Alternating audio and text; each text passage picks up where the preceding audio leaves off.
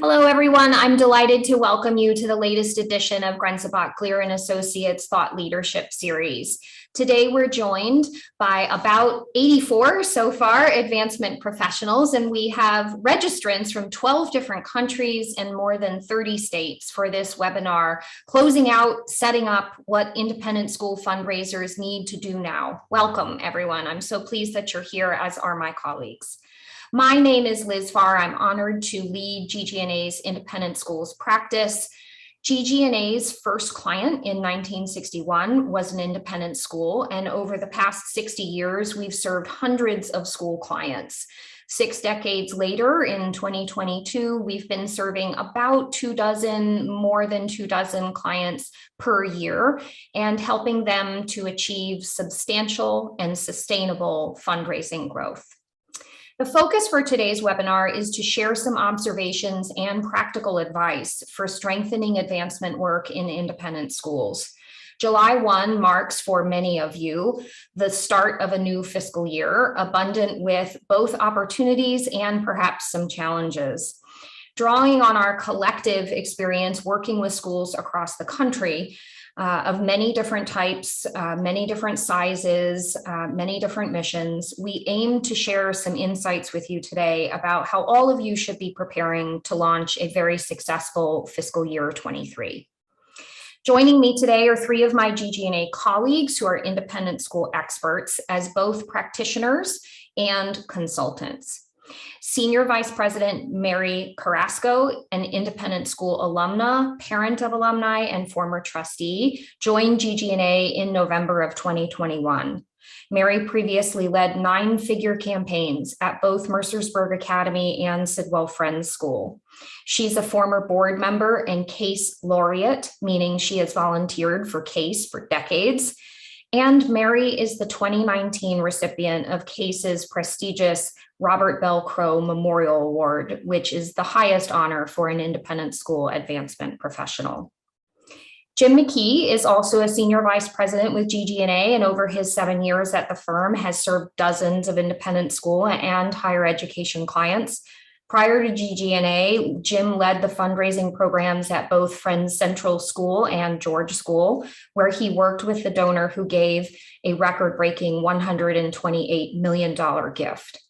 Jim is also dad to an independent school alumna and began his career as an upper school teacher and college counselor at an independent school.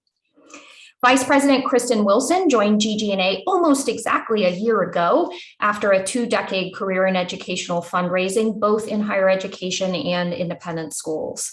She's an independent school mom and most recently served as head of advancement, marketing, and communications at Magellan International School, where she achieved more than 100% growth in philanthropic revenue. Previously, Kristen held a leadership role in St. Joe's University's successful $150 million campaign. As for me, I'm an independent school alumna, began my career as an upper school teacher, and then served as a fundraiser for 2 decades.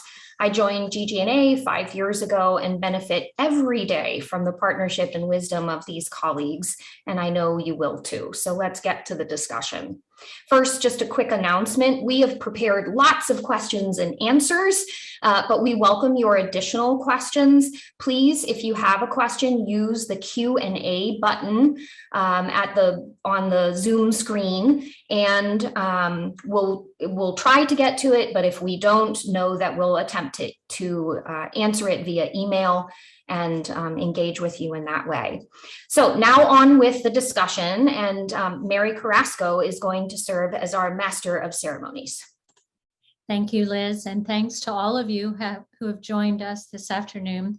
Before we get started, we thought we'd start with a quick poll. So Damien, if you could please launch the first question. The question is, at my school, we will end this fiscal year above, at, or below our fiscal year totals. If you can go ahead and click what applies to you. And then the second question, slightly different. At my school, your fundraising results this year will exceed, meet or fall short of our goals? And then third, looking ahead to next school year, you're most concerned, and you can choose your top two of those individual responses there. I see a question in the Q&A. Are we asking about annual fund or all support? We're asking about all support, not exclusive to annual fund. Okay.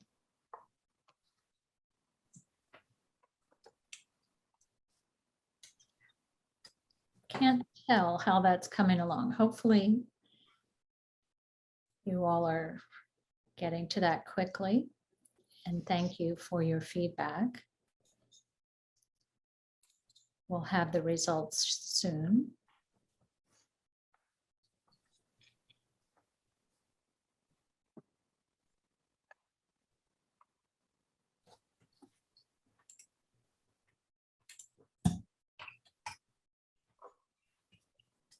Damien, how's it going? There we go. Okay. So for the first question, how you're ending. 62% of our participants are ending the year above their totals from last year, 27% at or near, and 11% below. And then the second question regarding your goals, 52% of our schools participating exceeded their goals, 35% have met their goals, and 13% are falling short. And then for the third question, looking ahead, looks like the most concern is around retaining, upgrading, and acquiring donors. That's great. 26% of you are concerned about that. And 18% are concerned about national economic conditions. So we're going to talk about those two topics with you today. So I think you'll get some insights to help you with those. Thank you. Thanks, everyone. Okay, so I wanted to ask our panel and to talk about what school advancement professionals need to be doing now to ensure success in the year ahead. One reason we started this webinar with the poll is because at GGNA, we're particularly data-driven. That's our mindset. So colleagues, what do you think are the key fiscal year 22 data points that advancement offices should be capturing and analyzing now to inform and guide fundraising in fiscal year 23? And Jim, if you would start, please. Sure. Thanks, Mary. One thing that I would focus on would be the impact of leadership giving. How many gifts did we get at each leadership level that we track or that we promote? How does this compare to fiscal year 21? And did we reach our goals in each of these areas? We know that leadership giving commands an increasing amount of our fundraising totals. So it's important that we give some time to analyze that. And we need to understand, data can help us understand, are we stable? Are we growing? Are we shrinking? And that will help us as we look toward the next year. One thing about that leadership level is I just note that it's not only a year-to-year comparison, but I think if you think about it over multiple years, I have a client that's ending a campaign. It's been a long 8-year campaign, but they started their annual fund with two $50,000 lead gifts at the beginning of the campaign, and they now have 8 sustainable $50,000 gifts. Tracking that information is helpful to help you understand growth. And I guess the final thing that I would say from my point of view is retention is a very important statistic to stay on top of, and again, look at year over year and look at trends in that area. We'll talk about participation later, but I think retention is the area where we know that if we can hang on to 65, 70, 75% of our donors from year to year, that's going to serve us well. So that's what I would say, Mary. Thanks, Jim. Liz, what would you add? In addition, of course, affirming everything that Jim said, in addition, I would say, who are your donors? What did you do in the past year to upgrade donors? What did you do to retain the donors that Jim was just mentioning? What did you do to acquire donors? What prompted those people to make gifts, to make increased gifts, to renew their support after perhaps a lapse of a few years?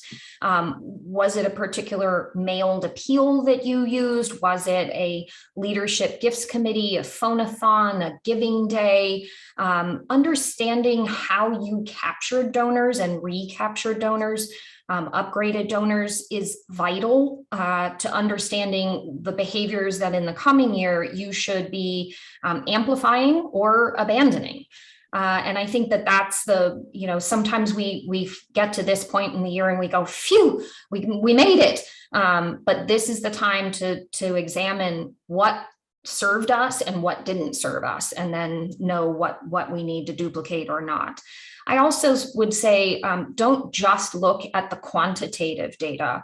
Earlier this year, I urged one of my clients to actually divide among their staff, each staff member make 10 calls to a donor and ask that donor, what prompted you to make your gift? Why did you make an increased gift? Why did you renew your gift after a lapse? And that client got an enormous amount of useful anecdotal information that then will help in the coming year inform how they message things on their appeals, the timing of their appeals. So just asking your donors, and donors love to be asked their opinion. So reach out to them, ask them what inspired them to make their gift. Yeah. And then Liz, I know we believe as a firm that annual giving is the core of many independent school programs, and certainly your years of leading the annual fund, I know you share that belief. Can you kind of focus that thinking around the annual fund and tell us what should we be planning specifically for the annual fund for fiscal year 23? How long do we have? I could talk about the annual fund for hours. It's a deep passion of mine. I love annual giving. So I'm trying to distill my advice into a few quick bullets. So first and foremost, used individualized ask amounts that are based on each prospect's giving history. And when I say ask amounts, I mean ask amounts for all levels of your constituency. It actually helps you retain and acquire donors. If you're $50 donors, know that it's okay to give $50. If your financial aid parents, know that it's okay to give $25. That's why to use a very low ask amount in a letter or a solicitation to some of those types of constituents. And use the same principles you would use in a campaign to apply them to your annual giving program to meet goals. Make a table of gifts. If your annual fund goal is X, let's say $1 million, how are you going to get there? How many gifts at 50,000, 25,000, 10,000 are you going to need at each level? And then, of course, the typical rule is a multiplier of 3X. How many prospects do you need to ask at each of those levels to acquire that number of gifts? And do you have the prospects to ask, right? That's a critical component of making a table of gifts for your annual fund. And if you don't, if you have, for example, lost some donors to their youngest child has now graduated, so you're going to be missing a $25,000 gift you had this past year, how are you going to replace it? And if you're not going to replace it, start messaging now to your CFO, your head of school. We're not going to be able to meet the same kind of annual fund goals that we did in the past year. I also recommend setting constituency goals. How much do you plan and I am saying plan, not hope, because hope is not a strategy. How much do you plan to raise from your board, your parents, your reuniting alums, your even your faculty and staff? I mean, that should be a modest amount, but actually charting out how am I going to get to, again, let's say $1 million goal based on constituency. If you're not thinking about it, how do you expect to get there? Trustees generally should account for about 20 to 30% of an annual fund in high performing programs. If your trustees aren't there, then how are you stepping them up to get them there? And figure out writ large, are you planning ask amounts in the aggregate that are going to achieve the outcomes that you need to achieve? Finally, I would say set goals for yourself and your team, and use them internally in your conversations. Are we getting to our annual fund goal? But don't message goals to your constituents. They don't care a hoot about your goals. They're your goals. They're the school's goals. So don't, I always advise against using goals as an attempt at motivating donors. They typically don't. And thanks, Liz. And Kristen, as we kind of wrap up that part of the conversation about goals, what would you like to add? So I think the only point I would add, Mary, is the importance of making sure that all of your leadership level prospects that you've targeted for asks at those levels are assigned to either a staff member or a volunteer. And this is important for a couple of reasons. Number one, because it makes sure that those people are getting a very specific and personalized ask. Number two, it helps to create a pipeline and behaviors with each one of them and your staff and your volunteers that help to seed what could be a major gift solicitation in the past. I also think it's really important to put together as part of your plan the right time to do this. So don't wait until until after they respond to your first appeal. Let your staff and your volunteers know and schedule time immediately following that to reach out to them. You don't want to wait and be passive in your approach. Go out and get those gifts. Yeah, this is a great time. So many of our schools are planning for capital campaigns, and some are even accelerating those plans now. So, Kristen, what advice would you have as schools are thinking about how to ensure success for those campaigns? Sure. So I think that there are two really big steps that need to be taken. The first is to determine what your school's philanthropic priorities are for your campaign. Having a campaign because you want to have a campaign is not the right reason. So making sure that your school, your leadership, your board have actually gone through an appropriate process to articulate those priorities is really important. Do you have a strategic plan? From that strategic plan, do you have philanthropic priorities? Do you know what they cost? So going through that process, that rigor is really important to help clarify the scope of what you hope to achieve and what the school hopes to raise within that campaign. And then the second step is to evaluate your program. And I think we see a lot of schools that fail to look inwardly to see what their program, and meaning their staff, their systems, the scope of their prospect pool and their volunteers are able to support. So even if you have identified $50 million worth of really, really great and inspiring ideas, if you don't have the infrastructure within your own program to go and get that, to have enough people talking with donors, to have enough data available to help shape those strategies and to support them, it's going to be hard to be successful within the time frame that you have available for your campaign. So using data, I think, is a really important strategy, and not relying on hoping that it will all come to success is really important. Thanks. And Jim, what advice would you share for schools that are in a campaign? How should they be thinking about their progress this summer and the path forward? I think it's a great time to be thinking about how did you do against what you planned to do at the beginning of the year? And I like to do that both at the team level and at the individual level. So if an individual has responsibilities for seeing a certain number of people, how did we do in that area? And I think that the data that we get from that analysis helps us develop appropriate plans for individual strategies for those people who are capable of supporting us with campaign gifts.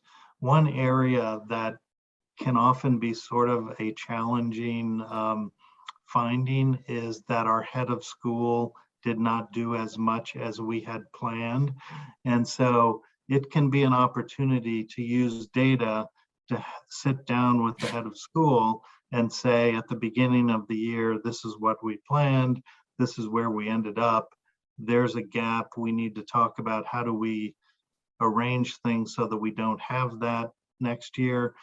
But finally, you know, just like a lot of these data points that we're talking about, it shouldn't be a one time a year, oh, we didn't make it. This should be analyzed throughout the year to make sure that we're talking about progress or lack of progress and adjusting our strategies appropriately. Yeah, that's great. And Liz, as it pertains to campaigns and major gifts in particular, let's try to get more granular for our participants. What's the essential work this summer? Okay, so maybe I could talk about major gifts all day. So I would say my first piece of advice would be looking back at FY22 and measuring against the metrics that you had established. Did frontline fundraisers meet those metrics? Did they meet the requisite number of meetings, substantive meetings with their prospects, and did they qualify the number of prospects they were asked to? I would back up and say, and if you don't have metrics, July 1 would be a perfect time to institute and implement metrics for frontline fundraisers. And this is a good time if you're looking back at metrics from the past year and people didn't meet them, to have a good conversation, an honest conversation with a gift officer and say, is it because you weren't feeling motivated? Is it because people weren't agreeing to meetings? Why did you miss your proposal? The quantity of proposals you were supposed to deliver. Sometimes metrics need to be recalibrated, and the summer is a good time to take stock of whether they might be. I also love using summer months to evaluate the major gifts pipeline overall, and each fundraiser's portfolio individually. Some activities I would suggest each frontline fundraiser should go through their portfolio and assess, is each of my prospects in the accurate stage? Is somebody who was in stewardship now should be in cultivation again? Making sure that all of those are up to date. I would also say this is the time to evaluate whether people can be expelled from portfolios and added to. Sometimes we add, for example, a 50th reunion alum to our portfolio because we say this is their 50th reunion year. We're going to work with them intensely to make a major gift. But now their 50th reunion year is over, they made the gift, so do they really need to be in your portfolio? Assessing those kinds of things at this time of year is always advisable. And then I would also urge, does each managed prospect have a planned proposal, an ask by date, solicitors identified? This is the time to start to identify your goal achieving prospects for the coming 12 months. Who are the 18 people you're going to ask for a major gift? What are you going to ask them for? By what date? Only when you set those goals for yourself do you have the gumption to meet them. I would also say one last thing about major gifts. This is a great time for our advancement services partners to be researching new parents, 25th reunion, 50th reunion, new grandparents, the kinds of people who are sort of just coming to our school or just rising to a point where they're more likely to make a major gift. Thanks, Liz. Since we only have about 4 minutes left, colleagues, I'm going to skip some of the other questions we had prepared. Mhm. And I'm going to go to a question from Melanie Hoffman, the Director of Advancement at Ransom Everglades School. This was a concern in our poll. How can we prepare for the recession in terms of fundraising? We just had the best fundraising year ever, many of our schools. So hard to predict what's in the future. So Jim, what advice would you give for our schools as we think about our national economic conditions? Mary, thanks for reminding me of a difficult time in my own career of the 2008. I happened to announce a public phase of a campaign in 2008, and it was very difficult time. And some of you on this call probably remember the challenges related to that. But there were many charities that pulled back from being engaged with their constituents. And that was a big mistake. I think those of us who stayed engaged with our constituents and talked to them, we learned things about the way they viewed their assets, the way they viewed their giving. And we were then there when things came back, and we all ended up doing well, doing fine. So I would just say stay in the game would be my advice, and stay close to your donors and talk to them. Thanks. And Liz and Kristen, do you have anything you want to add? Well, historically over time, the evidence shows that fundraising always rebounds from recessions. And although there might be a recession at this moment, by the end of your campaign, there won't be, or by the time you kick it off, there won't be. So remain undaunted. One thing we saw in COVID with our clients was they fell into sort of two camps, and those who got sort of fearful of continuing to fundraise and those who just kept going. And the ones who kept going had far, far better outcomes. The ones who stopped asking their prospects, they're still recovering, quite frankly. So I double down on what Jim said. Liz, I love your use of the word undaunted. Those who've worked with me know that I've used that word too. Our work requires undaunted courage. And Kristen, you're, I know, a big believer in big goals, right? Big believer in big goals. So how do we marry those two thoughts at this time? Sure, absolutely. I think that's a great question, Mary. And I am a believer of big goals, because I also believe in that there's power of team. And as people, as the advancement teams come together, those that are focused on the big goals and their collective contributions towards those goals are much more successful in their campaigns, and whether it's their annual or major campaigns, for sure. So, as you're thinking about your plans for this year, as you're setting your goals for next year, I challenge all of the chief advancement officers that are on this call to think about setting those big team goals and engaging your team in that process as well. How can you collectively come together and own them? And can everyone identify the role that they play? That is a really, really important rallying point. And I think will serve institutions, in a regular year and through recessions, through COVID, through all different challenges that we face. Perfect. Thanks. Well, we have reached 30 minutes. I know that many of our participants have other obligations and can't stay with us longer, but we can stay a little longer if some of you want to continue our conversation a little bit. And Liz, let me turn it back to you to manage this next step. And thank you to everyone and my colleagues. Certainly. So we had an interesting question in the Q&A. What do best practices say regarding the involvement of the head of school in fundraising? Jim, may I call on you for that one? Sure. I think in almost every case, a head of school has to be very actively involved in fundraising. Our prospective donors look to the head of school for vision, for plans, for inspiration, and for storytelling.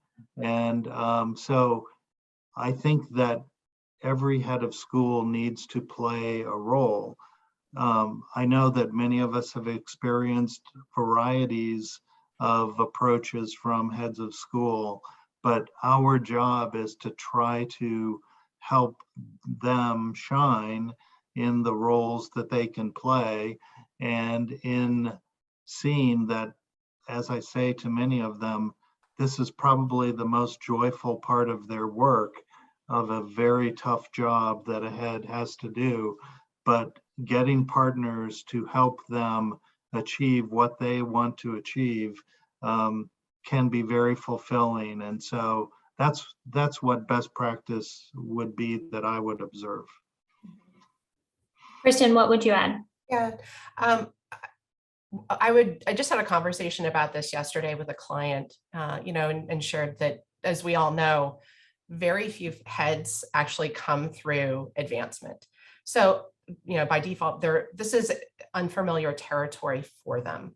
The partnership that you build and the support that you provide to help them understand what effective engagement looks like, what effective solicitation looks like is really, really important. And a lot of it is going to have to be modeled for them by your chief advancement officer. But I do think it's important to set that expectation with them and to help normalize, like, how much time do I actually have to spend doing this work and what constitutes advancement work. So, we see with heads that are in the midst of campaigns spend anywhere from 30 to 50% of their time focused on fundraising. And that, that includes the engagement that they have with their board, the work that they do to reach out and connect with prospects, with you, participating in events. So it's not actually frontline solicitation work, but getting your head to think about that and to prepare for that, I think, is really, really important. They may need to delegate some of their other responsibilities to members of the leadership team. And talking about that before your campaign starts is what we would recommend. And I would add just that I often refer to the responsibilities of fundraising as a three-legged stool that has to be kept in balance. It should be shared among advancement staff, the head of school, and the board of trustees. And when that balance gets out of whack, when one group or one individual is doing all the fundraising, it actually is not healthy for your school in the long term. It may achieve short-term goals, but if the head and board abdicate all responsibility for fundraising, for example, to the staff, and then key members of the staff leave, that leaves the school high and dry. So it is important that each one of those individuals or groups maintains involvement and meaningful involvement. One of the things that we also have been thinking about is, as many of your schools are emerging from, I hope, COVID, you made a lot of changes to what you were doing during COVID. And we've been asked by clients, so are we expected to do it all now? Are we expected to do what we picked up doing in COVID and what we were doing pre-COVID? Because that's just adding to our plate, right? So one of the things that we would advise, and I'll call on Jim next, is to think this summer about what are the things that you started doing in COVID that you should keep. What are the things that you were doing pre-COVID that you should return to? And I know this is hard. It's really difficult for independent school people to kill the sacred cows of, but we've always done it this way. But what are the things that you can and should stop doing, jettison from your program, because they're really not serving you. They're not producing the outcomes that you need. And the fundraising outcomes in particular. I cite auctions and galas as a key area where this is true.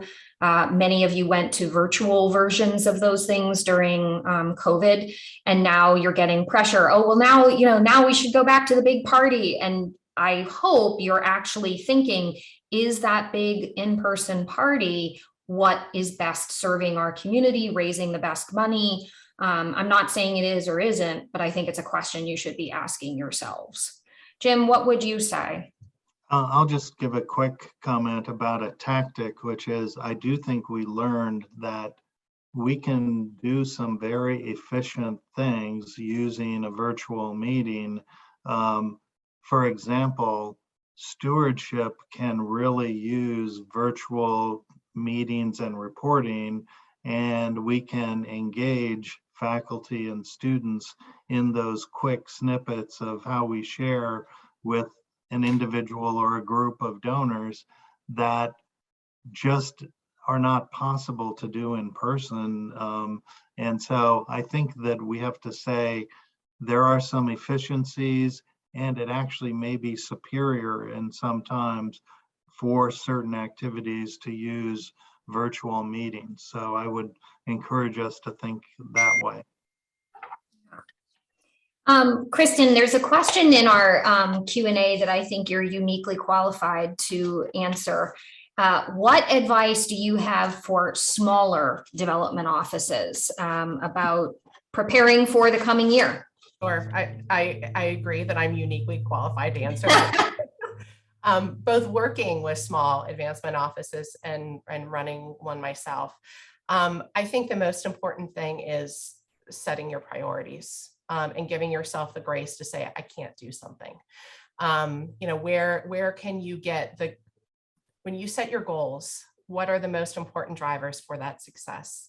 And then looking to volunteers, to colleagues, or for the trash can to put everything else. And I do think that that's something that's really, really important for small shops to think about and to consider, because you simply can't do it all as a 1 or 2 person shop. Focus on engaging your people. I think is really important. Having conversations with your top prospective donors, and then your partnership with your head and members of your board, and getting them to serve as your effective partners to carry the message of philanthropy across your community with you. Awesome. Mary, can I put you on the spot? We have a question in the Q&A. I am new to the advancement world, coming over from admissions. What would you have told yourself at the beginning of this professional journey? And what do you wish that you had known then, walking in the door to an advancement shop? How do you think I can remember that long ago? But no, I mean, when I have been asked that question in the past, what I tell all new professionals, particularly for independent schools, particularly, is you have to get a hold of the independent school, the Philanthropy at Independent Schools book from NAIS. I mean, it's just a Bible, and it has so much practical and helpful advice.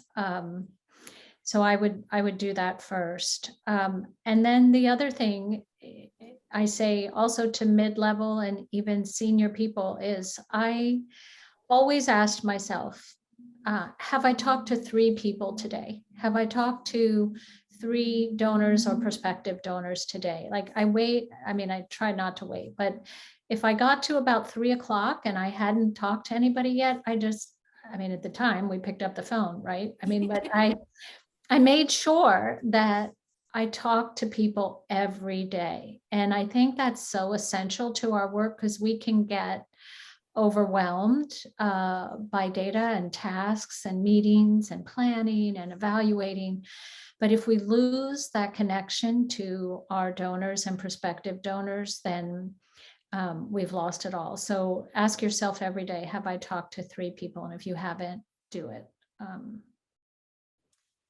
And thank you, Mary. Another question in our Q&A, and I thank you for pulling the soapbox over and helping me up on it, anonymous attendee. who wants to know about best practices for parent participation in annual giving and creating a culture of philanthropy. So participation does not pay bills. Just ask your CFO if he or she can pay bills with alumni participation rates. It's impossible. What pays bills is dollars. And what we are responsible for raising is dollars.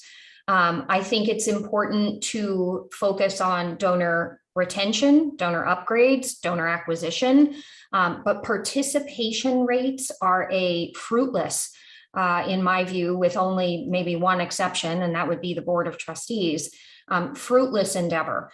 And I think one of the things that we as advancement professionals do to impede our own sort of value and our own voice is that we push participation rate information to our trustees, our development committee, our head of school, and then we wonder why they're getting over focused on it.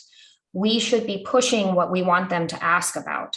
The dollars. Are we meeting our financial goals? Are we funding with philanthropy the mission and the vision of the school, the campaign priorities, the annual fund goal, whatever the case may be? In terms of creating a culture of philanthropy, though, with parents, I think transparency is vital. We need to be educating on an ongoing basis. I like this person's question with particular mention of the new parent orientation. The number of people who do not understand the financial model of independent schools is quite large in most of our communities. And it's incumbent on us to be educating people about the role that philanthropy plays, not as a gap filler, but as a difference maker in what we can do well because we have philanthropy versus what we would be stuck doing if we didn't. It's the difference between great and good. It's the difference between being able to make choices instead of compromises. And I think it's important that we do actively and transparently educate donors. Some of the ways that people do that, educational videos about where the annual fund goes, what it does, state of the school addresses from your head of school, talking about how the finances work and the role that philanthropy plays. Anything to add, colleagues, about creating a culture of philanthropy in your school? I think that including, mention of philanthropy in every possible communication that's coming out of your institution and inside of your institution as well is really important. And I'm not talking about soliciting every single time you're talking or reminding them about the deadline for the annual fund.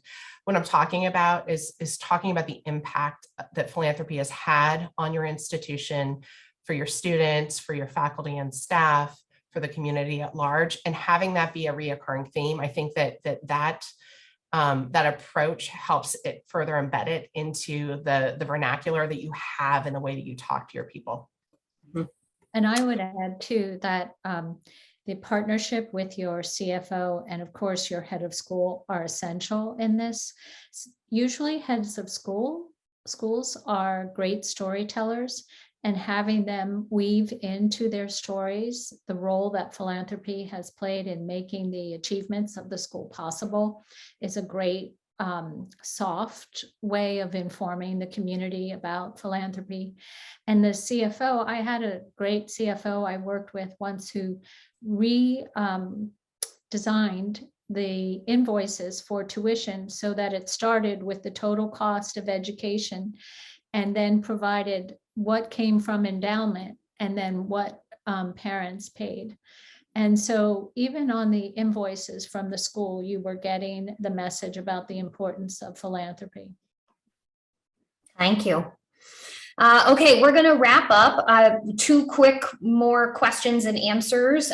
Susan Walker, who is Director of Gift Planning at Miss Porter's School, asked about Besides databases, this was a question submitted in advance. Besides databases like Wealth Engine and looking at donations made, what metrics can we use to better identify constituencies of color who have capacity? I would advise asking members of that constituency in your school already to perform screening and rating of their peers.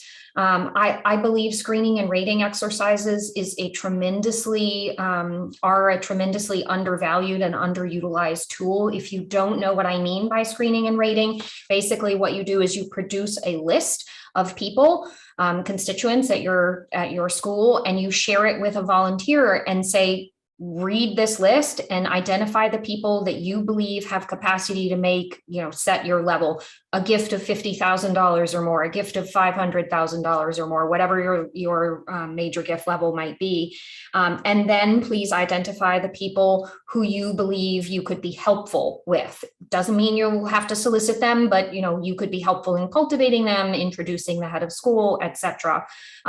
Screening and rating is very helpful with young alumni, reunion classes, past trustees, constituents who are located in the same city, a certain zip code of your current parent base. But I think that's a key tool that and it's kind of like Mary's earlier comment about we used to pick up the phone. We used to ask volunteers for their help, and we should still be doing that because they have insights that the best well screening tools don't. And then I'm going to answer one more question from the Q&A. What is the best practice in fundraising efficiency, i.e. cost to raise $1? So typically in schools, we like to see a 17 to 22 cent, somewhere in that range, cost to raise $1. If you are not, if you're below that, you're probably not investing in advancement sufficiently. And if you're above that, you're probably not efficient enough. And for those who may be wondering, how do you calculate cost per dollar raised? It's your advancement salaries and other compensations such as benefits, your advancement budget, and then against your total raised, your total, not annual fund, but your total in all types. Okay, well, we're at 12. Oh, yes, Liz, Jim. I would just add from a higher education perspective that I've seen some higher cost per dollar raised institutions that are raising a lot of money because they're making investments and saying, if I can get, if it only costs me 30 cents to raise $1, I'm going to do it. So at the most sophisticated level, I think that's where we often see choice of making investment. Thank you. And thinking of whether your program is mature or not. If you're not in a mature program, you probably need to overinvest a little bit, especially if you're planning a campaign or something like that. So there's a lot of nuances. Yes. Yeah. And there are moments like heading into a campaign where it's good to make additional investments. Yeah. Well, we still have 79 people hanging on. Thank you to those who wanted to stay a little longer. We are going to wrap our discussion. Mary, Jim, Kristen, thank you for your wisdom, your wonderful insights. Attendees, I hope you enjoyed our discussion. Know that a recording of this webinar will be posted on our website from our homepage. Click Thought Leadership and then past webinars. It should be up within 24 hours. I also encourage you to follow Grenzebach, Gleer and Associates on LinkedIn, connect with each of us on LinkedIn. We put the links for those in the chat about 20 minutes ago. And I'm so glad that you joined us. Thank you everyone for being here, and best wishes for a good rest of the week, good rest of FY22 if you're still closing it, and a great start to FY23.